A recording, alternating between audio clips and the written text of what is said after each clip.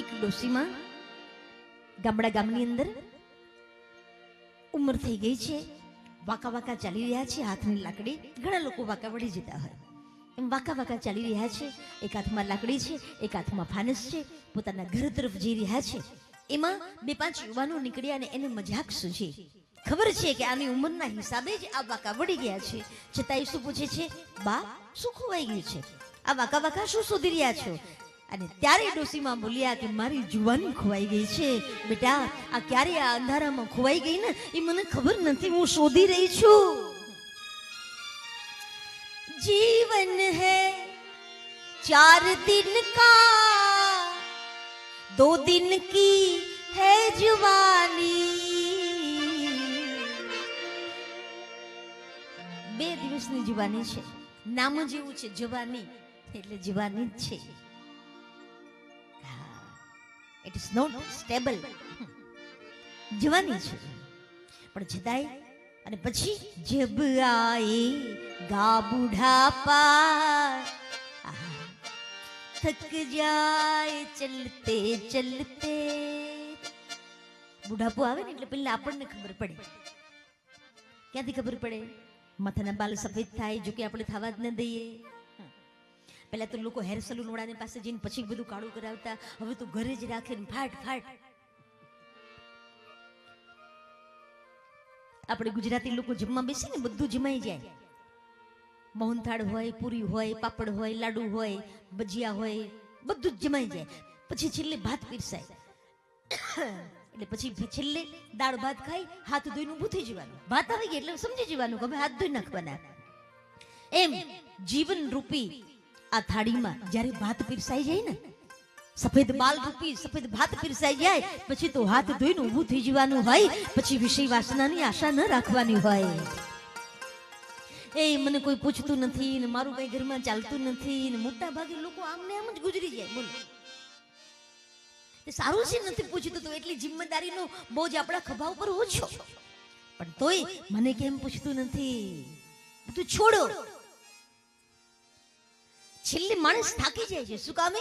બુઢાપાથી નહીં થાકતું, માનસિક રીતે થાકી જાય છે માણસ.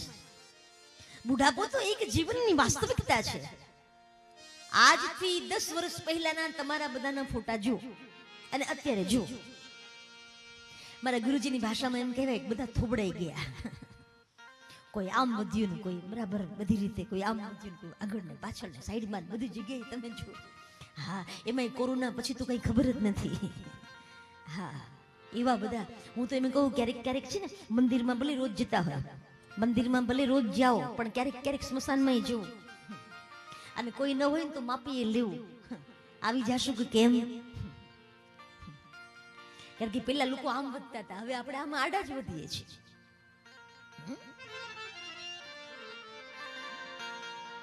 બધી સ્ટીરોઈડ ખાઈ ખાઈને કોરોના પછી બિચારા બધા આમ તમે જુઓ. પણ આ શરીર ધીરે ધીરે ધીરે ધીરે ખતમ થઈ રહ્યું છે, બધાને ખબર છે. 10 વર્ષ પહેલાના તમારા ફોટા જુઓ, અત્યારે જુઓ.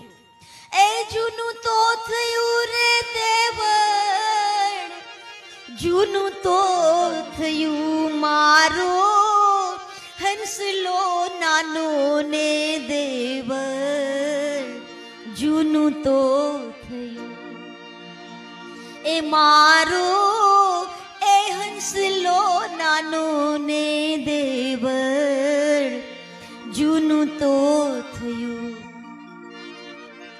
આરે કાયા રે હંસા પડવાને લાગી વાલા, એ તૂટી ગયા દાંત માયલી રેખું તો રહી મારો હંસલો નાનો ને દેવળ, જૂનું તો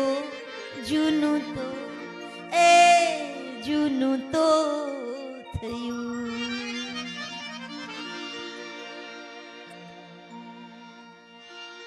તો આનંદ સતચિત અને આનંદ સ્વરૂપ એ કોણ છે? એક ઈશ્વર, એટલે કે એક સર્જનહાર અને બીજો એનો અંશ આત્મા. આ બે જ આનંદમાં રહી શકે. બાકી આપણે તો મનથી તો એટલા બધા દુખી હોય ને તો ઘણી વખત તો માની લો કે જો જેને પોઝિટિવ વિચારતા આવડતું હોય ને, અહીંથી પાકિસ્તાન લઈ જઈએ ને તો એ પોઝિટિવ જ વિચારે, હાશ આપણે આવ્યા હો પાકિસ્તાનમાં, નહીંતર આપણને અહીંયા કોણ લાગે કે એમ કરીને પોઝિટિવ રહે, સકારાત્મક વિચાર એવી રીતે લાવે.